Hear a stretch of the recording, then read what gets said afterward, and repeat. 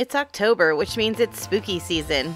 Hey everyone, welcome back to my channel. My name's Jess, and today I have a few cute Halloween DIYs for you. I'm collabing with two of my friends here on YouTube, but I'll get into those details a little bit later. Alright everyone, let's get started. For the first project, I wanted to create a really cute Halloween sign, and I was really excited to see these pallet coffins that they had at the Dollar Tree this year. And I dug around in my stash and I found a little tag that I had bought, I think back in the spring, Easter time. But the Dollar Tree sells tag-shaped signs pretty much year-round. But I liked the shape of this one. I liked how it was kind of scalloped on the top, and it kind of reminded me of a tombstone. So to get started, I am just covering the back of the sign, well technically it's the front of the sign, with some craft paper, and I always use a glue stick to do this. I give it a pretty good coat of the glue stick and I lay the craft paper down, and then I use my sanding block to sand off the edges to remove the excess craft paper. Next, I gave the sign one thick coat of the elephant color by Waverly. I did this on the wooden side of the sign, not where the craft paper was. The only reason I put the craft paper on is because there was some glitter on that sign and I didn't want it getting everywhere. So I just covered it up with a little bit of craft paper to make it a little bit neater on the back side. While that was drying, I decided to start working on the coffin. So the back side of this coffin sign had these little planks across the front, and I really liked how that looked, but the planks were a little bit too narrow because I knew I wanted to put some words on there. So I'm using these giant craft sticks that I get at Walmart, and I'm just kind of measuring out how long they need to be to fit on the front of this coffin.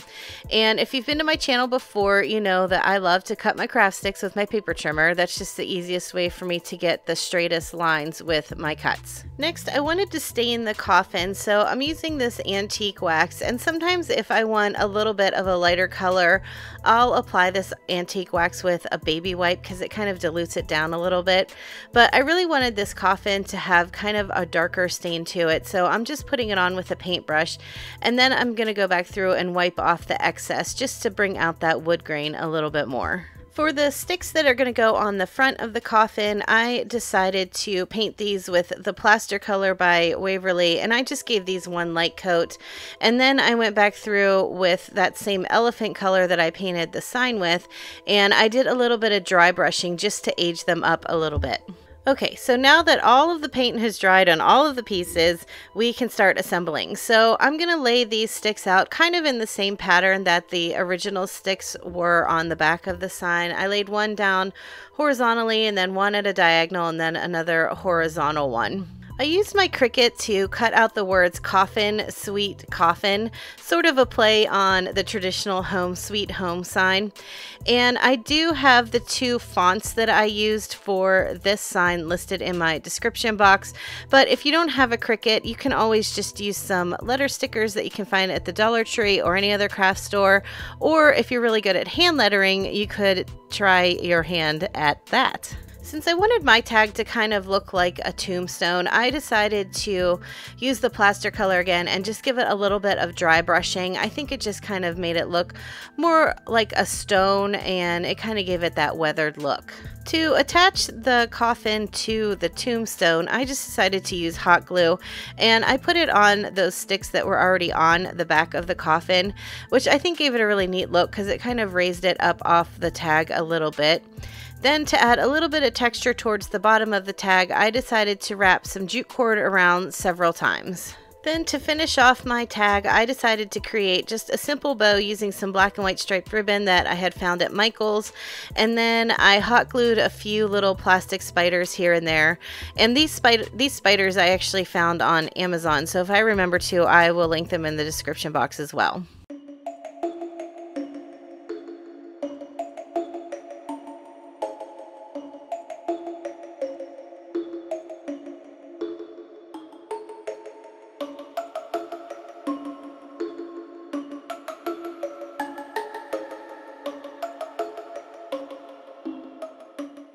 Like I mentioned earlier, I'm doing this video as part of a collab with two of my friends here on YouTube. I'm collabing with Mia at Make It With Mia and Alli at Actually Alli DIY. So make sure you check out their channels and go down to the description box after you're done with this video, and I'll have their videos linked also. And if you're coming here from their channels, welcome. I'm glad you're here. I hope you like what you see.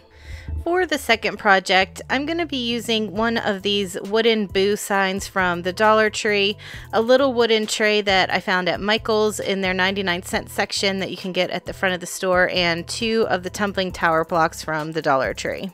After I had removed all of the hardware and stickers and tags and everything from the pieces, I gave everything one really good coat of the ink color by Waverly. Now this chalk paint is pretty thick, so I really only needed to do one coat on my pieces, but if you were using something like an acrylic paint, you might have to do two coats. And I did make sure that I painted all sides of everything because I wasn't sure what would show and what wouldn't, so I just wanted to make sure that everything was painted black. Now this is where you can kind of get creative and make your own designs on these letters.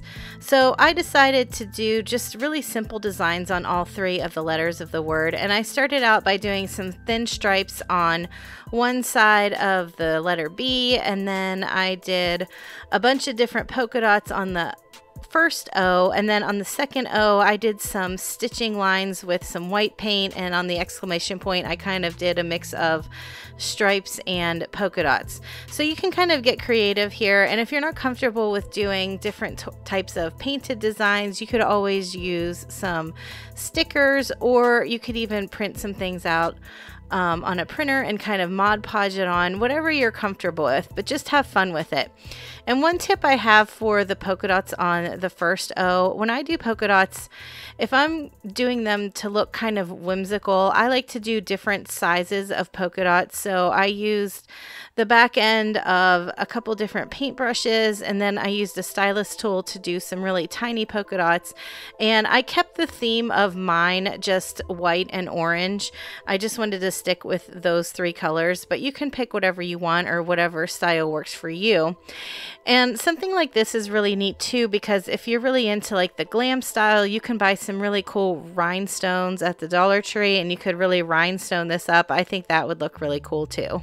The reason that I painted two of the tumbling tower blocks is because I knew if I glued the word boo right inside this tray, it would cut off too much of the second letter O, and I wanted it to stand up just a little bit more. So I hot glued two of the tower blocks together, and then I'm just hot gluing them into the bottom back side of the tray. That way, whenever I hot glue the word boo on top of it, it'll raise it up just a little bit. And since all of these pieces were wooden, I felt comfortable just using hot glue for this because I use the Gorilla Glue sticks and I think they do a good job on wood pieces. I decided to create a scrappy bow for the top of the letter B. So I gathered up a bunch of ribbon that I had in my stash, and I kept with the black, white, and orange theme. And I cut all the pieces down, and I either dovetailed the ends or I cut the ends into a point, and then I laid them down in an X, and I kind of cinched the center together and tied it with some jute. That way it didn't have that traditional bow look. It kind of looked a little bit more fun and whimsical. Now this little piece that I created can be used for a couple of different things. I was thinking I could either put some candy in it and keep it by my front door, or I could put a little battery operated candle in the tray and light it up a little bit. Now because I am gluing the bow to the top of this piece, I am not going to be using a regular candle on this because I wouldn't feel comfortable having a flame right underneath a bow like that. But I definitely think a battery operated candle would look really cute on this.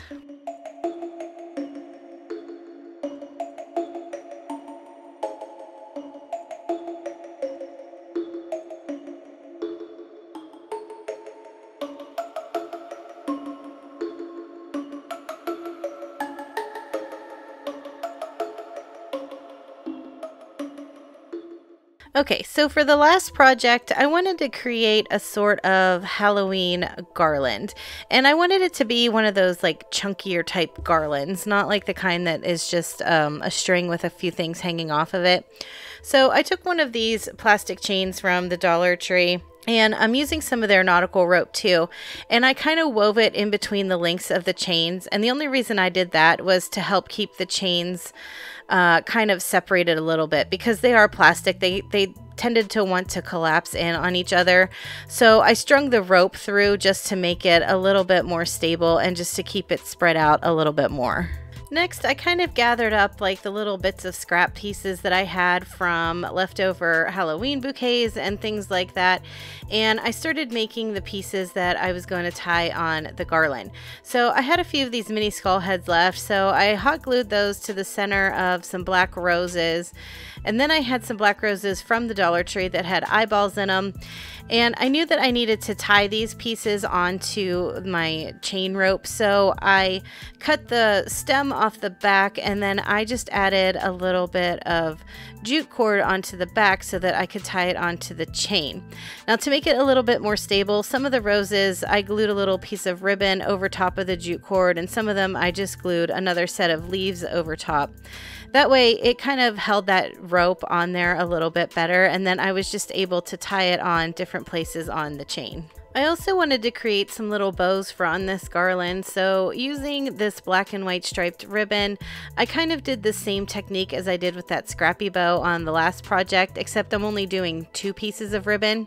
So I cut 2 pieces of ribbon down to the same length, and I dovetailed both ends, and then I was able to just lay them in an X on my desk and tie it with a piece of jute cord. That way it kind of made it look like a little bow tie almost, and I think because of the stripes in this ribbon, it almost gave it a spider web feel to it. And I also had these little skeleton hands in my stash that I think I picked up at the Dollar Tree. I don't remember if I got them this year or last year, but I know they have all kinds of little skeleton parts and bones and everything that you can get. And so I just hot glued one of the skeleton hands and a little spider to the center of each of the bows. The last thing I needed to do to complete the garland was just to tie everything on. So I found the center point of the garland, and that's where I started. I started with one of my little skull roses, and it was just easier that way for me to space everything out. So I kind of alternated between the skull roses and the eyeball roses, and then I tied the little bows in between.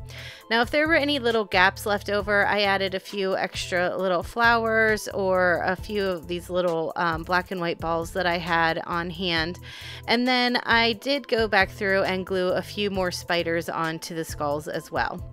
Now, I created 2 little loops on either end of mine with that rope. That way I can either hang this garland up or I can just kind of weave it in between the decorations that I have. I think something else that would look really cool in this garland is if you had a little set of Halloween lights. You could weave that through the chain and the rope too, or even just a little set of fairy lights, but I didn't have any on hand, so I couldn't add any to mine. But I think it would look really cool if there were just little lights popping through on this garland.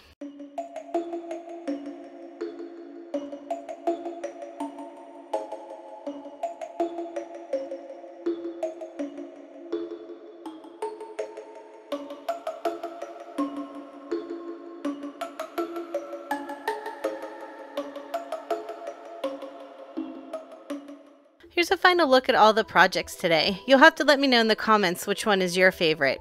I think my favorite is probably that coffin sign. I really think it's cute how it says coffin, sweet coffin. Make sure when you're done here you head down to the description box so you can check out Alli and Mia's channel. And a big thank you to Alli and Mia for collabing with me on this video.